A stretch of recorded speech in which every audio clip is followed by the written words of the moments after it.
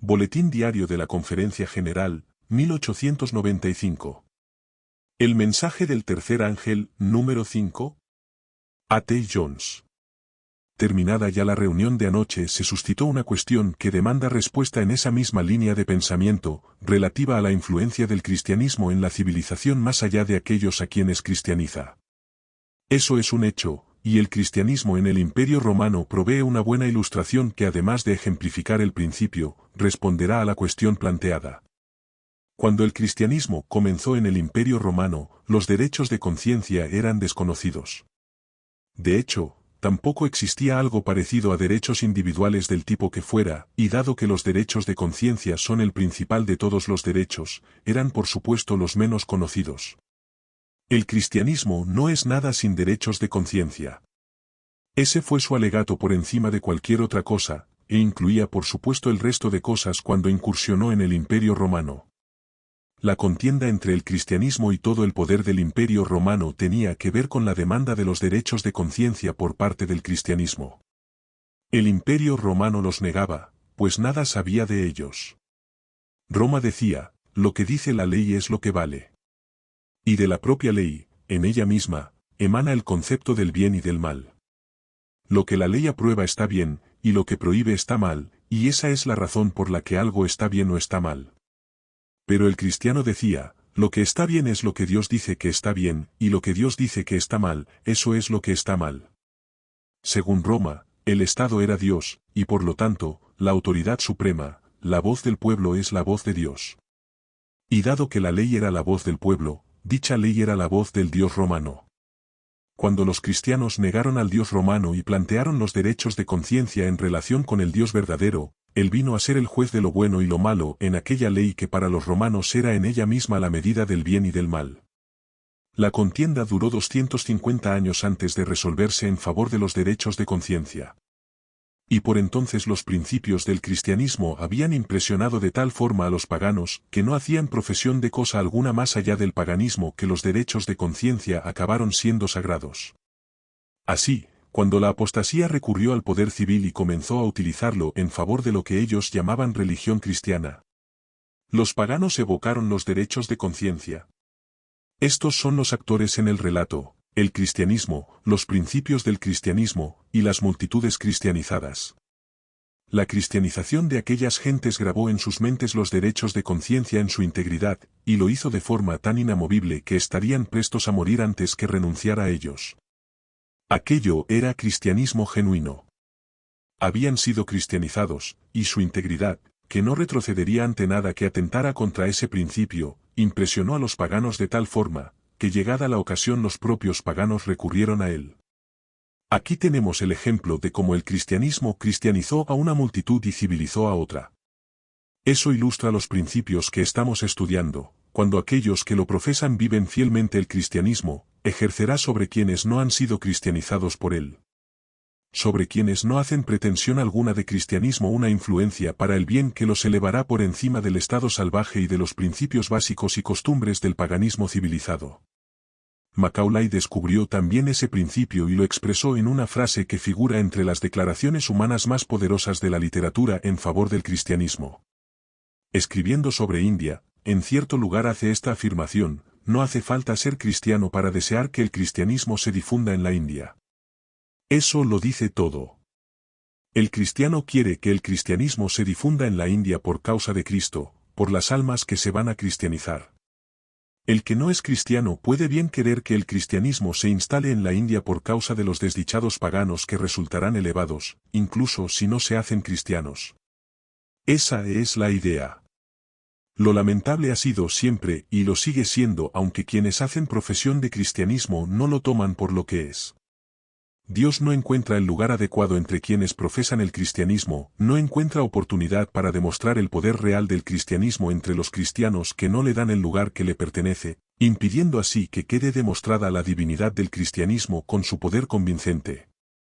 Entonces, los hombres, ante la carencia de ese poder e influencia divinos, procuran hacer por ellos mismos y mediante el poder humano aquello que el Señor haría si simplemente le dieran el lugar que le corresponde de acuerdo con lo que profesan.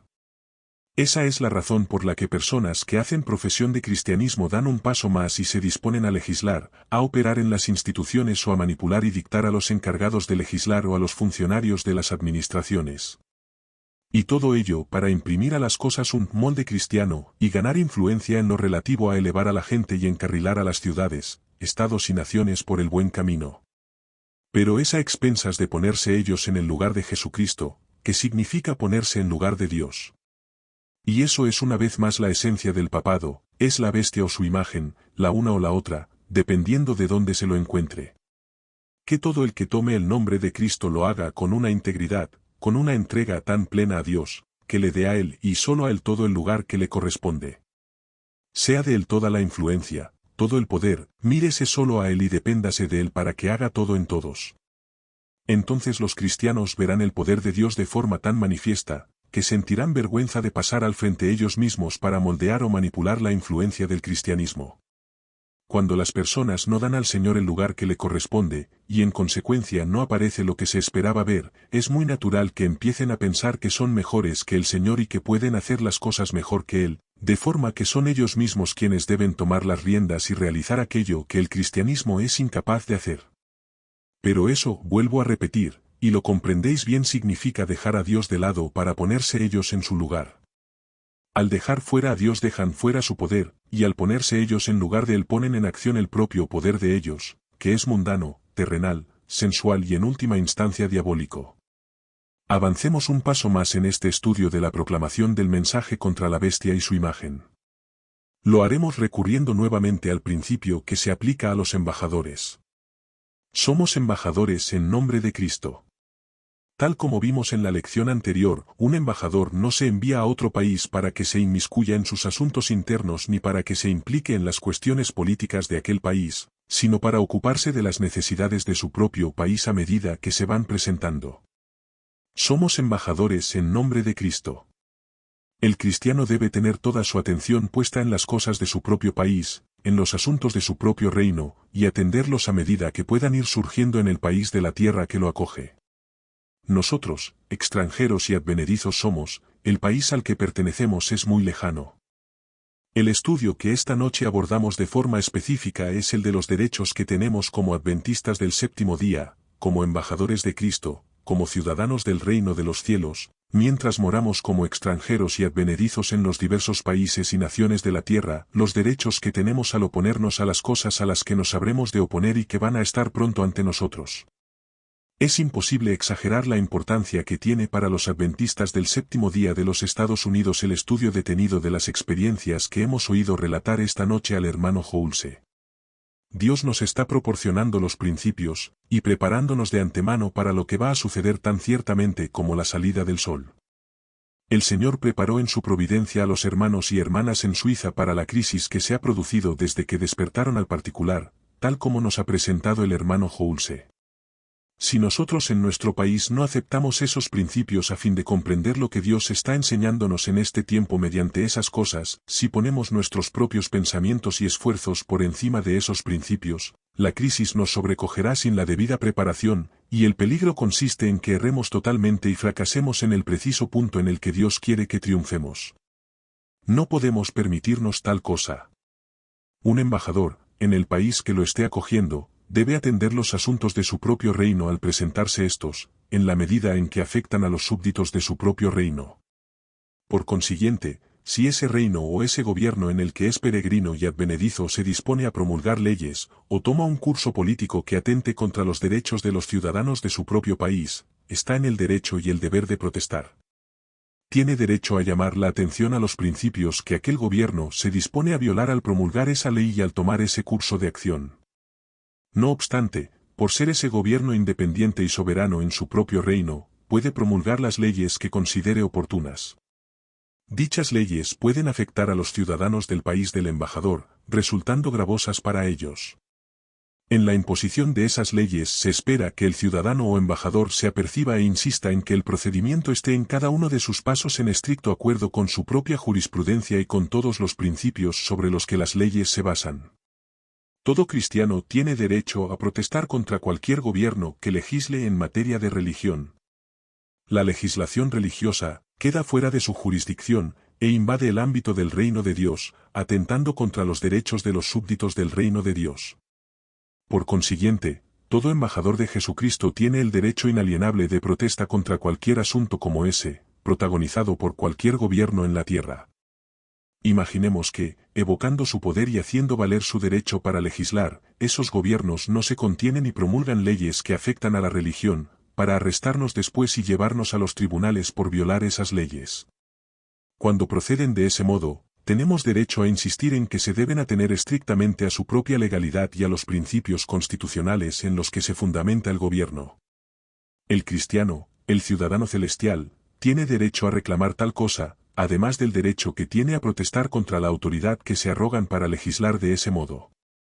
Antes de examinar cómo ilustra la Escritura ese principio, hay otro pensamiento al que dirigir la atención: los gobiernos de la tierra nos siguen considerando sus ciudadanos o súbditos, incluso después que hemos pasado a ser ciudadanos de la patria celestial. Eso significa que los gobiernos terrenales no reconocen la transferencia de nuestra ciudadanía desde ese gobierno al celestial, lo que muchas veces se traduce en un conflicto. Si todo gobierno reconociera esa transferencia de ciudadanía y eliminara de su registro a todo el que profesa ser cristiano, no habría tanta dificultad en ese punto, y muchas menos controversias al respecto. Pero esos gobiernos no actúan así, sino que reclaman su autoridad sobre aquel cuya ciudadanía fue transferida al cielo, y en ocasiones se arrogarán el derecho a retenerlo, tal como hemos visto ya en este estudio. Sienten que tiene derecho a controlar a los ciudadanos del reino de los cielos como si siguieran siendo ciudadanos de aquel primer reino. Nosotros, me estoy refiriendo ahora a los adventistas del séptimo día, hemos transferido nuestra ciudadanía a otro país y somos ciudadanos de la patria celestial. Pero los Estados Unidos nos siguen considerando como sus ciudadanos, ya que la Constitución dice que todos los que han nacido aquí, o bien se han naturalizado, son ciudadanos de los Estados Unidos y de los estados en los que residen. Aunque somos ciudadanos del cielo por nuestra propia elección, y ya no más de los Estados Unidos, no obstante somos considerados por ellos como sus súbditos.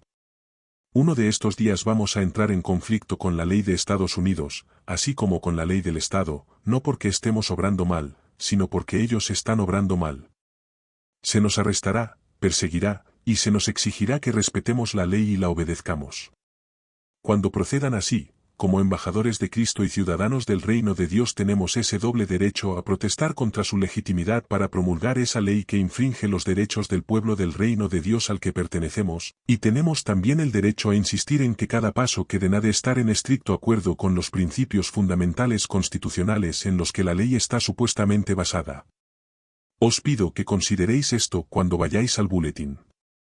Os ruego que lo volváis a leer, porque hay muchas cosas que nos conciernen en esos principios. Allí tenemos un reporte que recorre este mismo terreno, y que ilustra el principio del gobierno ateniéndose a sus propios principios, toda vez que al margen de nuestra elección nos haya tomado bajo su jurisdicción y se proponga disponer de nosotros. Pasemos ahora a la ilustración bíblica.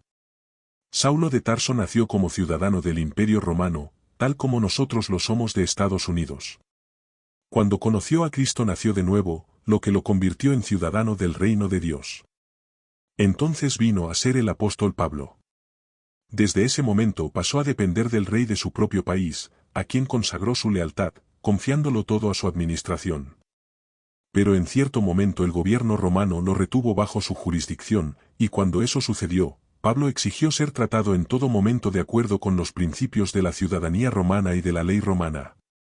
En Hechos 9 y 27 y a partir de ahí hasta el 25:11 hay un relato interesante para nuestro análisis y estudio. Por deferencia hacia Santiago, el hermano del Señor, y a otros en Jerusalén que habían aceptado el Evangelio antes que él, Pablo se dejó persuadir y tomó un curso de acción equivocado, ver Sketches from the Life of Paul, que lo llevó a un lugar y a una posición en la que la turba se abalanzó en su contra, tal como describe Hechos 9 y 27. Leedlo. ¿Quién propició que esa turba desbocada cayera sobre Pablo? ¿Fue Dios? El espíritu de profecía nos dice que en el momento en que estaba hablando con el sumo sacerdote en relación con el sacrificio que estaba a punto de ofrecerse, que era una ofrenda de sangre, y que habría sido una virtual negación de Jesucristo si se hubiera implicado en ella, la turba se abalanzó, impidiendo que Pablo participara.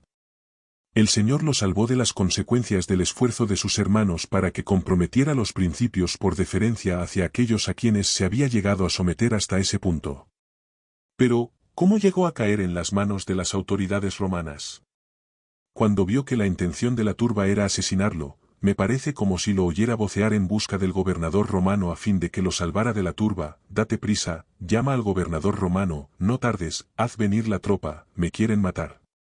Soy ciudadano romano. Apelo a César.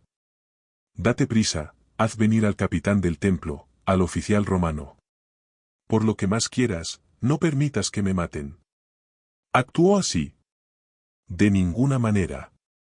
El capitán del templo estaba allí, y habría podido oírlo fácilmente si Pablo lo hubiera reclamado. De acuerdo con la ley romana, ¿no era acaso un ciudadano? ¿No tenía por lo tanto derecho a recurrir al poder romano en su defensa? Pero no hizo nada de eso. ¿Por qué? Pertenecía al Señor. Estaba en las manos de Dios y puso en sus manos su defensa. Así, el espíritu de profecía nos dice que Dios lo tomó a su cuidado y lo protegió desde ese día hasta su muerte, pasando la mayor parte del tiempo encarcelado, de forma que la Iglesia perdió su amoroso ministerio personal debido a aquella actitud de compromiso a la que los hermanos le empujaron. Ahora se encuentra en manos de las autoridades romanas. ¿Fue él quien lo solicitó? No. ¿Fue por su iniciativa? No. ¿Apeló a su ciudadanía romana en procura de protección? No. Pablo pidió permiso al comandante para hablar al pueblo.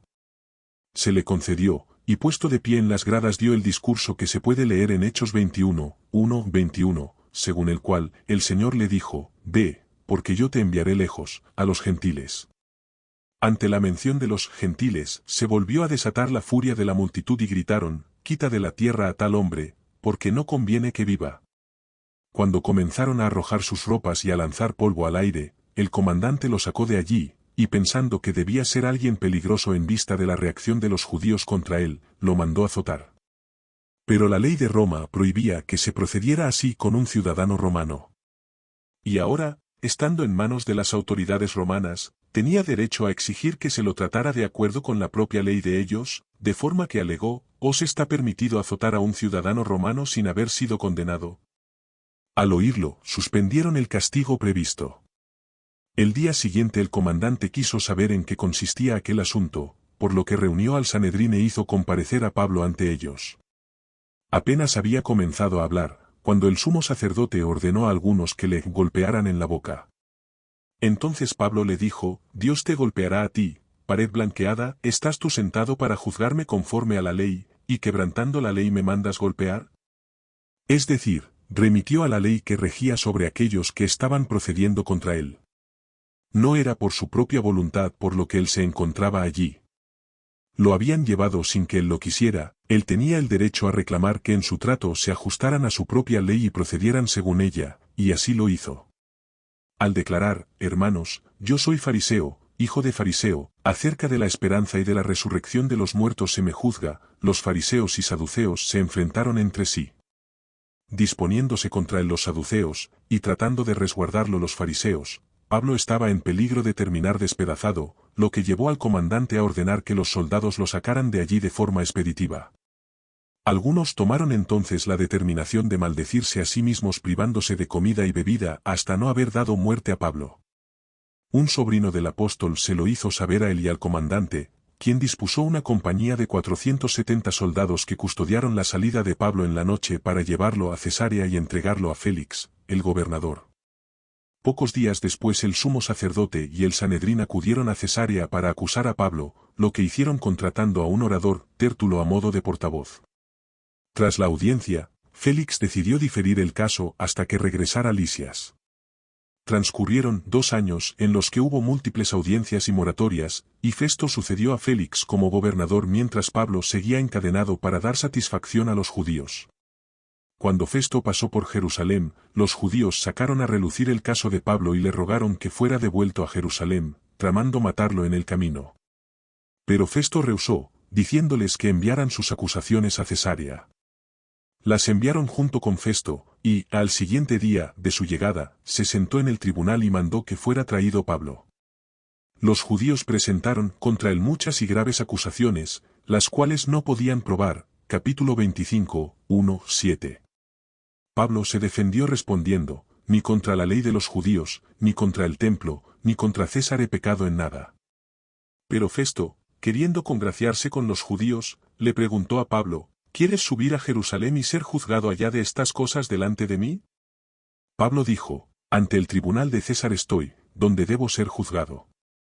A los judíos no les he hecho ningún agravio, como tú sabes muy bien. Pablo no estaba ante el tribunal de César por su propia decisión, deseo o esfuerzo.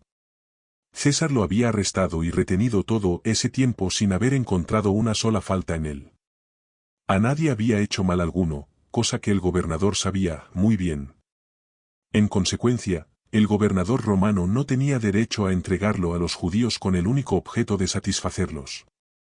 De esa forma continuó Pablo, llevando el caso a su punto más álgido con las palabras, si algún agravio, o cosa alguna digna de muerte he hecho, no rehúso morir, pero si nada hay de las cosas de que éstos me acusan, nadie puede entregarme a ellos.